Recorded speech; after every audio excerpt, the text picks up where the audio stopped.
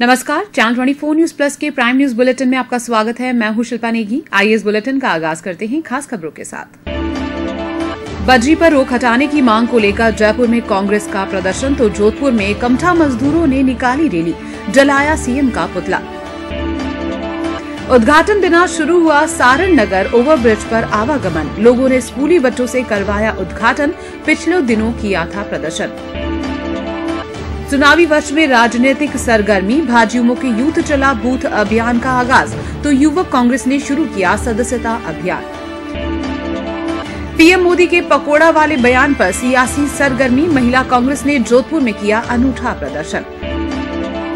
प्रदेश की पहली Indo UK 2 दिवसीय शोल्डर आर्थोस्कोपिक होगी जोधपुर में, दोनों देशों से जुटेंगे विशेषज्ञ चिकित्सक। और सूर्यनगरी में 2 दिवसीय इंडिया हेरिटेज वॉक फेस्टिवल, सूफी फेस्टिवल का भी आगाज। अब खबरें विस्तार से। बजरी पर लगी रोक हटाने की मांग को लेकर जहां जयपुर में कांग्रेस की ओर से विधानसभा के बाहर प्रदर्शन किया गया, वहीं जोधपुर में कलेक्ट्रेट के बाहर अनिश्चितकालीन धरने और क्रमिक भूख हड़ताल पर बैठे कमठा मजदूरों ने रैली निकालकर मुख्यमंत्री का पुतला फूंका। कलेक्ट्रेट के बाहर धरना स्थल से रैली के रूप में रवाना हुए कमठा मजदूर नई सड़क होते हुए पुनः कलेक्ट्रेट पहुंचे और नारेबाजी के बीच मुख्यमंत्री का पुतला जलाया। इधर कलेक्ट्रेट के बाहर अनिश्चितकालीन धरना और क्रमिक भूख हड़ताल जारी रही। 15 दिन बैठे, धरने दिए हुए बैठे 15 दिन हुए और अनशन में बैठे आज 7 दिन हो गए। ब्रिजमोहन चौधरी रमूरम हरकिया भूख हड़ताल पे बैठे हैं और हमारी मांगे नहीं जारी की है उसने। खाली खनिज बारी 2000 पट्टे देने का वादा किया है। पट्टे किसको दिए हमें कुछ पता नहीं। पट्टे दिए 2000 पट्टे से क्या होगा? हमारे लाखों करोड़ों हजारों मजदूर बेरोजगार है। हमारे 2-3 मजदूर ऐसे हैं जिनकी झोपड़ी है, उन्होंने देगड़ी भगोला बेच के उन्होंने रोटी पकाई है, खावे किसमें? रैली निकाली है और आगे उग्र आंदोलन करेंगे। उग्र आंदोलन मजदूर क्या करेंगे उसकी जवाबदारी सरकार की होगी। हमें मजदूर क्या भूखे मरते, पता नहीं चोरी करे, डाका डाले या आग लगाए, कुछ भी कर सकते हैं मजदूर। वहीं एमडीएम में संचालित राजकीय नर्सिंग कॉलेज के प्रिंसिपल को हटाने की मांग को लेकर कलेक्ट्रेट के बाहर धरने पर बैठे नर्सिंग स्टूडेंट्स को जूस पिलाकर धरना समाप्त करवाया गया। धरना स्थल पर पहुंचे एसडीएम ने इन छात्रों की मांगों पर उचित कार्रवाई का आश्वासन देकर ये धरना समाप्त करवाया। गौरतलब है कि कॉलेज प्रिंसिपल के रवैये से खफा होकर ये नर्सिंग छात्र उन्हें हटाने की मांग को लेकर आंदोलन कर रहे थे। जिला कलेक्टर महोदय से मिले, वहाँ पे हम इंटरनल एग्जाम जो हमारे लगा दिए गए थे मध्य हड़ताल के अंदर, उस समस्या को लेकर हम वहाँ पहुँचे थे। तो सर ने उस समस्या का समाधान किया। उन्होंने माननीय सर से बात की और साथ में उन्होंने कहा कि जो इंटरनल एग्जाम आप जो हड़ताल के अंदर है, जिनकी प्रिपरेशन नहीं हो पाई है, वो विद्यार्थी बाद में इंटरनल एग्जाम दे सकते हैं, उनको कोई दिक्कत नहीं है और हम बात करेंगे इसके लिए कि आपको एग्जाम पोस्टपोन हो जाए। उसके साथ उन्होंने कहा कि विद्यार्थियों के हितों को देखते हुए और प्रॉब्लम्स को देखते हुए कि किसी का स्वास्थ्य खराब ना हो, पास सामने एग्जाम्स आ रही है, आपको प्रिपरेशन का टाइम मिलना चाहिए। और हमने राकेश शर्मा जी से बात की है, आपकी फाइल का समाधान आज हो जाएगा। जहाँ तक उन्होंने ये कहा कि बात की हमारे सामने और बोला कि आज आपकी फाइल साइन होकर जहाँ से जो भी वहाँ से ऑर्डर आने वो आ जाएंगे, आप हमारे कहने से अनशन खत्म कर दीजिए। तो सर का हम सम्मान करते हुए आज हमने आमरण अनशन जो लिया था 4 दिन के बाद में हमने आज आमरण अनशन सर के हाथों से जूस पीकर खत्म किया है। पिछले कई दिनों से उद्घाटन का इंतजार कर रहे सारण नगर ओवरब्रिज से गुरुवार को आवागमन शुरू कर दिया गया। ये ओवरब्रिज पिछले कई दिनों पहले तैयार हो गया था, लेकिन उद्घाटन नहीं होने की वजह से इस पर तो आवागमन शुरू नहीं हो पाया। गुरुवार को क्षेत्रवासियों ने स्कूली बच्चों के हाथों इसका उद्घाटन करवाकर इस पर से आवागमन शुरू कर दिया। पिछले दिनों लोगों ने इसको लेकर प्रदर्शन भी किया, लेकिन जेडीए द्वारा इसका उद्घाटन नहीं किए जाने पर उन्होंने इस पर से आवागमन शुरू कर दिया।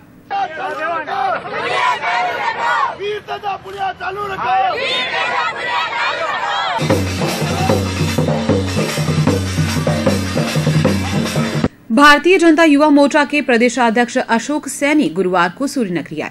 सैनी का सूर्यनगरी पहुंचने पर जोरदार स्वागत किया गया। सैनी ने कहा कि प्रदेश भर में इन दिनों यूथ चला बूथ अभियान संचालित किया जा रहा है। इसके तहत प्रदेश के 51,000 से अधिक बूथों पर 10-10 युवाओं की टोलियां गठित की जा रही हैं। करीब 5 लाख युवाओं के सहयोग से प्रदेश में पुनः भाजपा और 2019 में केंद्र में मोदी सरकार बनाई जाएगी।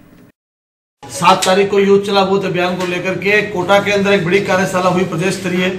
उसके पश्चात 8 से लेकर के और आज 15 तारीख तक राजस्थान के हर जिले पे कार्यशालाएं हो रही है। जोधपुर संभाग में मैंने स्वयं सभी 8 जिलों में कार्यशालाएं ली है और इन कार्यशालाओं के बाद में आज से ही इस अभियान को हम प्रारंभ करेंगे। राजस्थान के सभी 51,227 बूथ है, वहाँ प्रत्येक बूथ पे युवा मोर्चा के 10-10 नौजवानों की टीम हम खड़ी करेंगे और निश्चित रूप से मैं समझता हूँ इस अभियान की क्रियान्वित होने के बाद में एक इतनी बड़ी भारतीय जनता पार्टी युवा मोर्चे की टीम खड़ी हो जाएगी जो निश्चित रूप से आने वाले विधानसभा चुनाव में, जैसा कि आदरणीय मुख्यमंत्री वसुंधरा राजे जी ने हम सबको लक्ष्य दिया है कि 180 प्लस लेकर के पुनः भाजपा की सरकार बनाना, और इन 5 लाख युवाओं के दम पे मैं कह सकता हूं कि निश्चित रूप से 2018 का चुनाव और 2019 का चुनाव पूर्ण बहुमत के साथ हम फतेह करेंगे।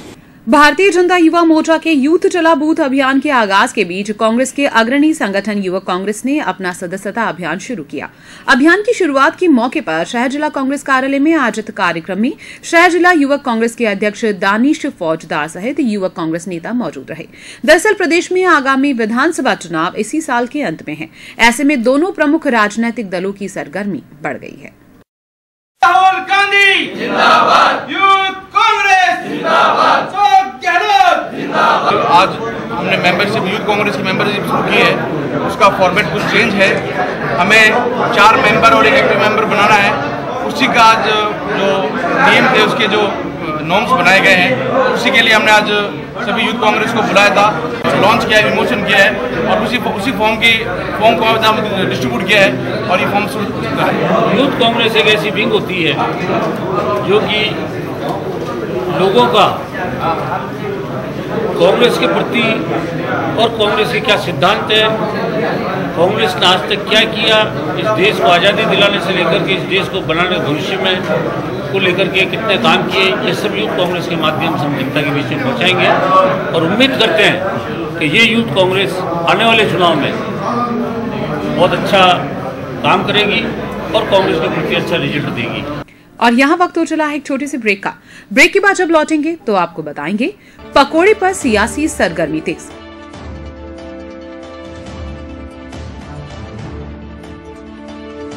आप बने रहिए इस बुलेटिन के साथ, लौटते हैं छोटे से ब्रेक के बाद। इंडियन हिस्ट्री में पहली बार डैन का डिजिटली महाअवतार अब आपके मोबाइल में होगा मनोरंजन का अनोखा संसार। गूगल प्ले स्टोर या iOS से डैन टीवी प्लस डाउनलोड करें और अपने मोबाइल को बनाएं चलता फिरता ऑन डिमांड टीवी। ढेर सारे channels, movie on demand, non stop news and music means full entertainment, कुछ भी कहीं भी। जब आपके मोबाइल में होगा डैन टीवी प्लस, फिर तो ऐश ही ऐश है बस। ब्रेक के बाद बुलेटिन में आपका स्वागत है। प्रधानमंत्री नरेंद्र मोदी और भाजपा के राष्ट्रीय अध्यक्ष अमित शाह के पकोड़ा वाले बयान के बाद सियासी सरगर्मी कम होने का नाम ही नहीं ले रही। कांग्रेस इस बयान पर कटाक्ष करते हुए लगातार प्रदर्शन कर रही है। गुरुवार को ये प्रदर्शन जोधपुर पहुंच गया। यहां महिला कांग्रेस ने अनूठा प्रदर्शन करते हुए पकोड़े बनाए। महिला कांग्रेस जिलाध्यक्ष मनीषा पवार के नेतृत्व में किए गए प्रदर्शन में बड़ी संख्या में महिला कांग्रेस कार्यकर्ता शामिल हुई। ये प्रदर्शन महिला कांग्रेस की प्रदेशाध्यक्ष के निर्देश पर किया गया। युवा बेरोजगारों को जो प्रधानमंत्री मोदी जी ने इतना बड़ा आघात दिया, जो प्रधानमंत्री बनने जा रहे थे 2 करोड़ नौकरियों की बात की और जब सरकार विफल हुई तो उन्होंने युवाओं का मजाक बनाते हुए कहा कि युवा पकौड़े भी कर अपनी कमाई कर सकते हैं। लेकिन मोदी जी, आप ये नहीं जानते कि जब एक इंजीनियर बनता है कितनी कड़ी मेहनत से बनता है। वो दिन रात मेहनत करके डॉक्टर की डिग्री प्राप्त करता है, वकील बनने की कोशिश करता है। वो जो युवा अपने सपने लेकर आगे बढ़ता है कि मैं देश का भविष्य हूँ और देश को बड़ी ऊंचाइयों पर लेके जा रहा हूँ, लेकिन मोदी जी जब हर तरफ विफल हुए और उन युवा बेरोजगारों को नौकरियां न दे पाए तो अपने जुमलों के माध्यम से, जो वो हमेशा कहते हैं, युवाओं को एक जुमला दे दिया कि पकौड़े के माध्यम से आप अपना रोजगार प्राप्त कर सकते हैं। ये कोई मजाक नहीं है, युवाओं के साथ एक गंदा मजाक है। महिला जोधपुर कांग्रेस ने यहाँ मोदी और शाह पकौड़ा सेंटर बनाकर ये जनता को दर्शा रही है कि आज का युवा जो एक अपनी डिग्रियां लेकर घूम रहा है, उनके पास नौकरियां नहीं है, तो हम उनके मोदी और शाह के खिलाफ ये दर्शाना चाहते हैं पकौड़े बनाकर कि जो उन्होंने जुमला दिया वो गलत है। युवा को आप नौकरियां दीजिए और जो उनकी योग्यता है वहाँ तक उनको नौकरियां दीजिए। नाबालिग से यौन शोषण मामले की अंतिम बहस गुरुवार को भी जारी रही। सुनवाई के लिए आरोपी आसाराम को कड़ी सुरक्षा के बीच कोर्ट के समक्ष पेश किया गया। आसाराम की एक झलक पाने के लिए कोर्ट परिसर में बड़ी संख्या में उनके अनुयायी मौजूद रहे। इस पर आसाराम का कहना था कि भक्त आते जाते रहते हैं, पाकिस्तान से भी उनके भक्त आते हैं, वो भी पाकिस्तान जाएंगे। ये अनुयायी जेल से कोर्ट तक के मार्गों में नजर आए। जोधपुर में रंगदारी के लिए दहशत फैलाने वाले पंजाब के गैंगस्टर लॉरेंस बिश्नोई गिरोह के गणेशाराम को कड़ी सुरक्षा के बीच गुरुवार को कोर्ट में पेश किया गया। गणेशाराम पर डांगियावास पुलिस पर फायरिंग करने सहित अन्य मामले दर्ज हैं। इसे भी पंजाब की फरीदकोट जेल से जोधपुर लाया गया। इस दौरान हथियारबंद जवान तैनात रहे।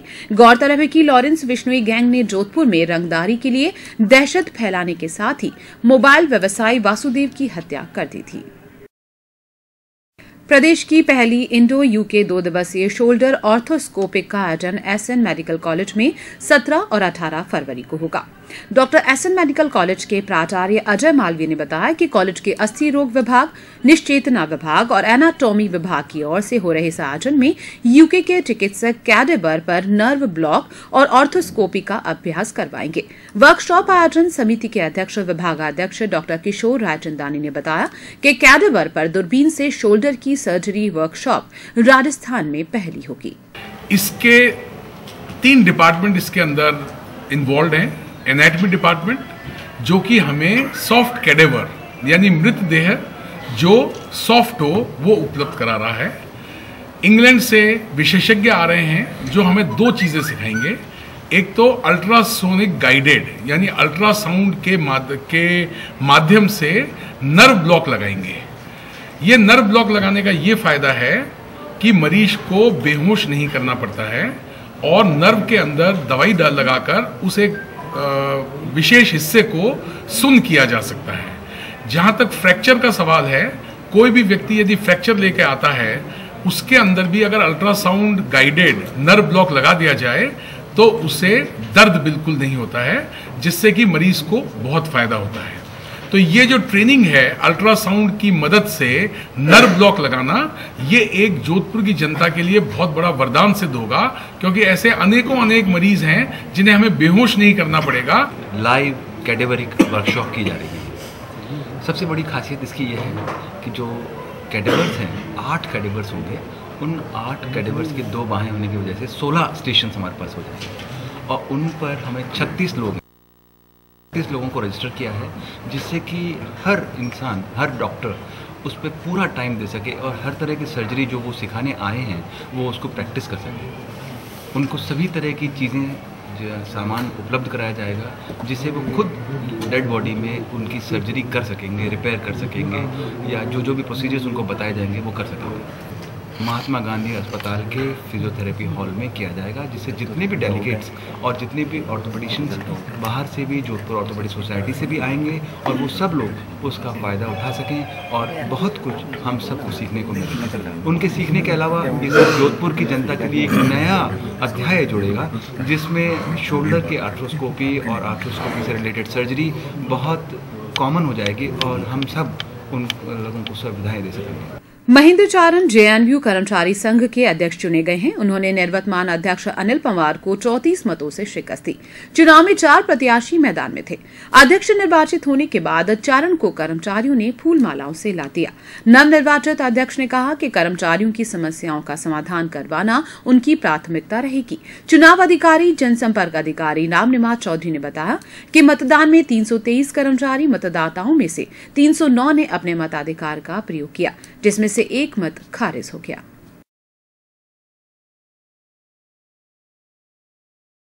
कर्मचारी संघ के चुनाव संपन्न हुए, जिसमें टोटल 324 वोट थे। 323 में से 309 वोट पड़े, 1 वोट रिजेक्ट हुआ, 308 वैलिड वोट पाए गए। इसमें 4 प्रत्याशी थे। अनिल पंवार 120, दिनेश कुमार रामावत जी 6, महेंद्र सिंह चारण जी 154 और राजेंद्र कुमार व्यास जी 28 वोट और महेंद्र सिंह चारण जी को विजेता घोषित किया गया 34 वोट।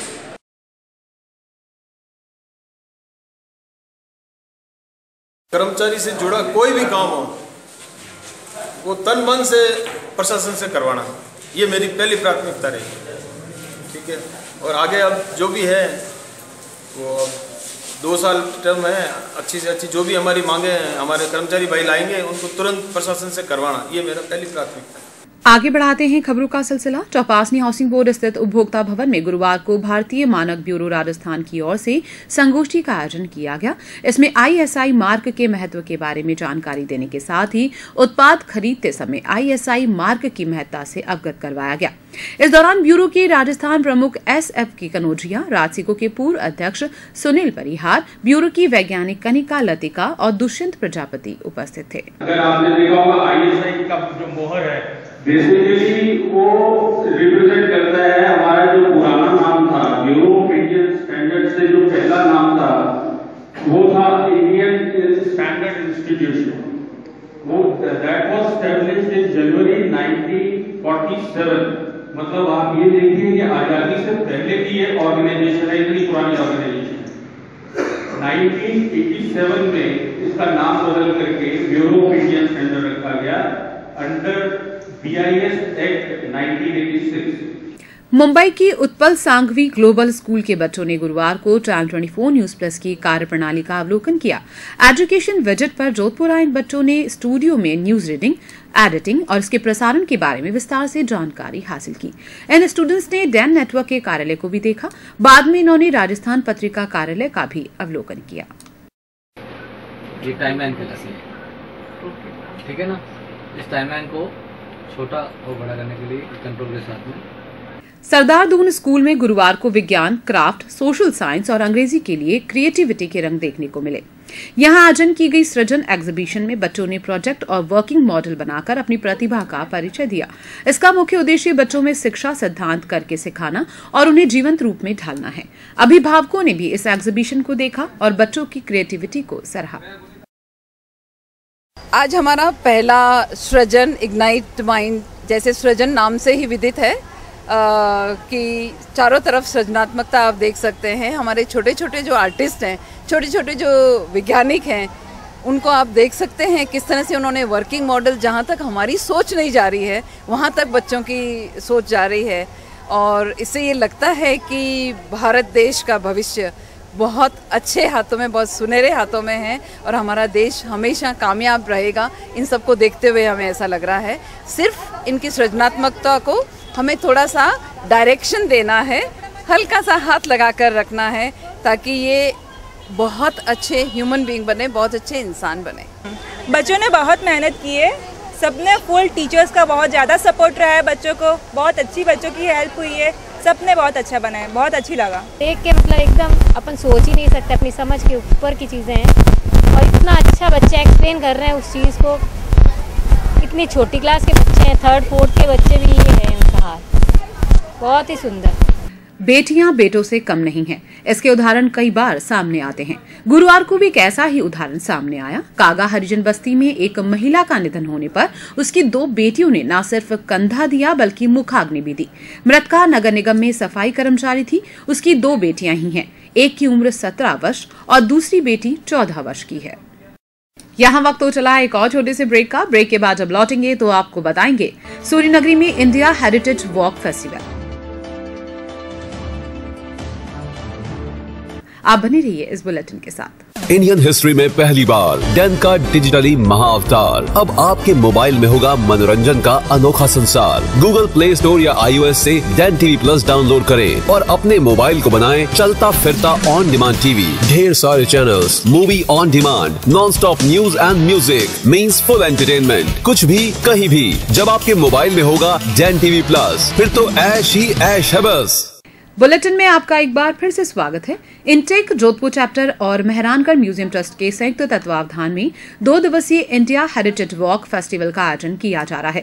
हेरिटेज वॉक मेहरानगढ़ दुर्ग के जयपोल द्वार से शुरू होकर किलीखाना होते हुए तूरजी का झालरा, घंटाघर, कुंज बिहारी जी का मंदिर, सराफा बाजार, गंगश्याम जी का मंदिर, तलहटी के महल, सिंहपोल, इंद्रराज सिंघवी की हवेली, नवचौकिया, रानीसर, पदमसर तालाब होते हुए मेहरानगढ़ दुर्ग के प्राचीन प्रवेश द्वार फतेहपोल पहुंचकर समाप्त हो। दूसरे दिन हेरिटेज वॉक फतेहपोल से शुरू होकर घंटाघर होते हुए जयपोल पर समाप्त होगी। भारत में पहली बार इंडिया हेरिटेज वॉक फेस्टिवल का आयोजन भारत के 20 चुनिंदा शहरों में 65 जगहों पर किया जा रहा है। हम इस हेरिटेज वॉक के माध्यम से बहुत से ऐसे मुद्दे हैं जिन पे लोगों का ध्यान आकर्षित करना चाहते हैं। खासतौर से जो स्वच्छता ही सेवा है, और हम दिखाना चाहते हैं कि जोधपुर शहर बहुत ही खूबसूरत है और स्वच्छ शहर है। इसके साथ ही हम ये संदेश देना चाहते हैं कि बेटी बचाओ बेटी पढ़ाओ और हमारे जोधपुर और हमारे देश का जो है वो नाम रोशन हो। इधर मेहरानगढ़ म्यूजियम ट्रस्ट की मेजबानी में 11वें विश्व सूफी महोत्सव का आयोजन किया जा रहा है। महोत्सव में विभिन्न देशों के 120 कलाकार सूफी सुरों और नृत्य के साथ परंपराओं की प्रस्तुति दे रहे हैं। मेहरानगढ़ में हो रहे इस महोत्सव में देश विदेश से आए कलाकार नृत्य और संगीत के माध्यम से कला की एक नवीन परिभाषा से श्रोताओं को रूबरू करवा रहे हैं। We have this year bringing more than 70 artists and 20 different groups, most of them coming from different countries of the world, like for example Africa, where we have been inviting people from Ethiopia, poets, also from the south of Algeria with the Sahrawi tradition and Tuareg tradition, presenting for the first time in Nagor desert music. We have people also coming from the Mediterranean Sea cultures with Sardinia, one island, small island in Italy. They will be presenting very traditional music from the mountains. We are also presenting tradition from Morocco with the Andalusian music, Arabic music and Sufi music. इस वर्ष भी हर वर्ष की तरह काफ़ी अंतर्राष्ट्रीय और राष्ट्रीय कलाकार और राजस्थानी लोक कलाकार इसमें पार्टिसिपेट करेंगे। और जैसा कि आप लोगों को पता है कि ये एक प्लेटफॉर्म है जहाँ पर अंतर्राष्ट्रीय और राष्ट्रीय कलाकार और लोक कलाकार एक साथ काम करते हैं। और इसके लोक कलाकारों के लिए ये काफ़ी बेनिफिशियल है, क्योंकि उनको इंटरनेशनल आर्टिस्ट के साथ में परफॉर्म करने की अपॉर्चुनिटी मिलती है। और जो अंतर्राष्ट्रीय और फेस्टिवल्स हैं म्यूज़िक और डांस के, उसमें भी पार्टिसिपेट करने के लिए और उनको मौका मिलता है। शहर के दिवंगत रंगकर्मी और साहित्यकार दलपत परिहार की 72वीं जयंती पर गुरुवार को हास्य नाटक दिल की दुकान का मंचन किया गया। टाउन हॉल में मंचित किए गए हास्य नाटक के किरदारों ने नाटक की थीम को साकार कर दिया। मेरे घर में कोई जज मजिस्ट्रेट तो कोई है नहीं, ये आप लोग का आपस का मामला है, आपस में निपटाइए, मैं चलती हूँ। नमस्ते। नमस्ते। बलिहारी जाऊं तुम्हारी समझ के, तुम्हें समझाते समझाते तो सारी उम्र गुजर गई, पर तुम्हारी समझ में कुछ नहीं आया। हाँ, बुद्धू कहेंगे। मेरे विचार में अपराधियों से अपना अपराध को बुलवाने के लिए तुम्हें पुलिस में भर्ती कर लेना चाहिए। अगर मैं पुलिस में भर्ती हो गई तो सबसे पहले तुम्हें ही जेल भेजूंगी। सच तो ये है कि मैं अभी भी जेल ही भुगत रहा हूँ। क्या कहा? इसका मतलब मैं जेलर हूँ? नहीं, मैं जल्लाद हूँ? नहीं। हे भगवान! देख रहे हो? ये आदमी चौकनी के सामने 60 फेरे लेकर मुझे इस घर में लाया था। अब धार्मिक खबरें। अखिल भारतीय सद्गुरु मातरंग ऋषि नवल धर्म सभा के तत्वावधान में गुरुवार को प्रथम राष्ट्रीय वाल्मीकि धर्म संसद का आयोजन रावण के चबूतरा मैदान में किया गया। इसमें अनेक प्रांतों के महामंडलेश्वर, पीठेश्वर, गादपति, महंत व संतों ने भाग लिया। सम्मेलन में समाज के अनेक धर्मगुरुओं द्वारा समाज में सामाजिक, आर्थिक, शैक्षणिक, धार्मिक और राजनैतिक उत्थान के लिए राष्ट्रीय स्तरीय संतों, महंतों व गणमान्य व्यक्तियों के उद्बोधन के साथ ही धर्म सम्मत निर्णय लिए गए। इस अवसर पर रातनाड़ा स्थित नवल गुरुद्वारा में श्री 1008 ब्रह्मनिष्ठ नवल रतन आचार्य कुंदन साहिब की प्रथम पुण्यतिथि पर मूर्ति अनावरण पंडित नाथूलाल वर्मा द्वारा विधि विधान मंत्रोच्चार से व गुरु वंदना का कार्यक्रम आयोजित किया गया। धार्मिक क्षेत्र में, शिक्षा के क्षेत्र में और राजनीतिक क्षेत्र में भी समय की मांग है। जिस विषय पे काम चल रहा है उस विषय पे निर्णय होना है। मैं आपसे आग्रह करूंगा कि हम विषय पे रहें। मृत्यु जो होती है गर्भ के साथ भी चली जाती है। माता माँ बहनें जानती है कि 8 दिन का गर्भ गिर गया, बच्चा भारी नहीं आया, मात्र 8 दिन का गर्भ गिर गया, 15 दिन का गिर गया, 20 दिन का गिर गया, 1 महीने का गिर गया। जन्म मृत्यु साथ प्रवेश करते हैं। धार्मिक खबरों में ही शहर के मंदिरों में फागोत्सव के आयोजन का दौर चल रहा है। जोधपुर शहर माहेश्वरी महिला मंडल की ओर से गुरुवार को पावटा शक्तिनगर में फागोत्सव का आयोजन किया गया। यहां पुष्प होली खेली गई। यहां हर वर्ष ये आयोजन होता है। फागोत्सव में बड़ी संख्या में महेश्वरी समाज की महिलाओं ने भाग लिया।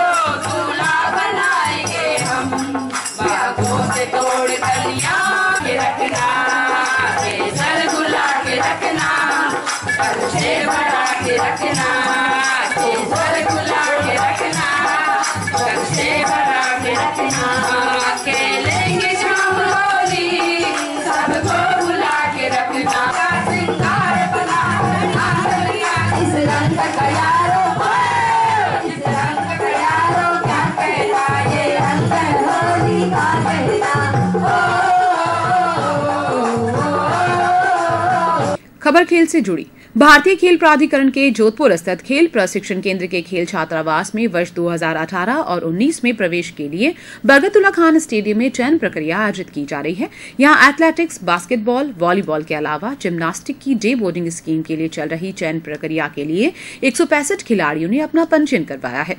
इस दौरान साई के गांधीनगर के क्षेत्र निदेशक के प्रतिनिधि DK बड़मालिया के साथ ही केंद्र के साई प्रशिक्षक के अलावा शारीरिक शिक्षा महाविद्यालय के प्रशिक्षकों, जिला खेल अधिकारी सोहन चौधरी व ONGC के अंतर्राष्ट्रीय बास्केटबॉल खिलाड़ी राजेंद्र सिंह के सहयोग से चयन प्रक्रिया का कार्य पूरा किया जा रहा है। 16 फरवरी तक ये चयन प्रक्रिया चलेगी। ये हमारे भारतीय खेल प्राधिकरण की चयन प्रक्रिया जो कि 14 फरवरी से लेकर 16 फरवरी तक है। इसमें हमने 14 तारीख से बच्चों की बैटरी टेस्ट, जिसमें तरह तरह के बैटरी टेस्ट हैं, उसके अलावा स्पेसिफिक टेस्ट जिसमें मेजर गेम के जो वॉलीबॉल का है वॉलीबॉल का टेस्ट, बास्केटबॉल और जिम्नास्टिक और एथलेटिक्स। इस प्रक्रिया में कल हमारे रजिस्ट्रेशन 14 तारीख को हुए, जिसमें करीब लगभग 165 बच्चों ने भाग लिया। उसमें से सेलेक्ट जो चयनित बच्चे होंगे उनका मेडिकल करवाया जाएगा और उनका फाइनल सिलेक्शन किया जाएगा। हाल शेयर बाजार के मुद्रास्फीति के उत्साहवर्धक आंकड़ों से मूल्यवर्धन वाली दिवाली के चलते बंबई शेयर बाजार का सेंसेक्स गुरुवार को 142 अंक चढ़ा। इसी तरह नेशनल स्टॉक एक्सचेंज का निफ्टी भी करीब 45 अंक के लाभ में रहा। पंजाब नेशनल बैंक में 11,400 करोड़ रुपए का भारी घोटाला सामने आने के बाद बैंक के शेयर में गुरुवार को भी गिरावट जारी रही और ये 12% टूट गया। और अब आइए जाने से पहले एक बार फिर नजर डाल लेते हैं खास खबरों पर। बजरी पर रोक हटाने की मांग को लेकर जयपुर में कांग्रेस का प्रदर्शन तो जोधपुर में कमठा मजदूरों ने निकाली रैली, जलाया सीएम का पुतला। उद्घाटन दिना शुरू हुआ सारण नगर ओवरब्रिज पर आवागमन, लोगों ने स्कूली बच्चों से करवाया उद्घाटन, पिछले दिनों किया था प्रदर्शन। चुनावी वर्ष में राजनीतिक सरगर्मी, भाजयुमो के यूथ चला बूथ अभियान का आगाज तो युवक कांग्रेस ने शुरू किया सदस्यता अभियान। पीएम मोदी के पकोड़ा वाले बयान पर सियासी सरगर्मी, महिला कांग्रेस ने जोधपुर में किया अनूठा प्रदर्शन। प्रदेश की पहली इंडो यूके 2 दिवसीय शोल्डर आर्थोस्कोपिक होगी जोधपुर में, दोनों देशों से जुटेंगे विशेषज्ञ चिकित्सक। और सूर्यनगरी में 2 दिवसीय इंडिया हेरिटेज वॉक फेस्टिवल, सूफी फेस्टिवल का भी आगाज। इस बुलेटिन में अभी के लिए इतना ही, हमें दीजिए इजाजत, नमस्कार।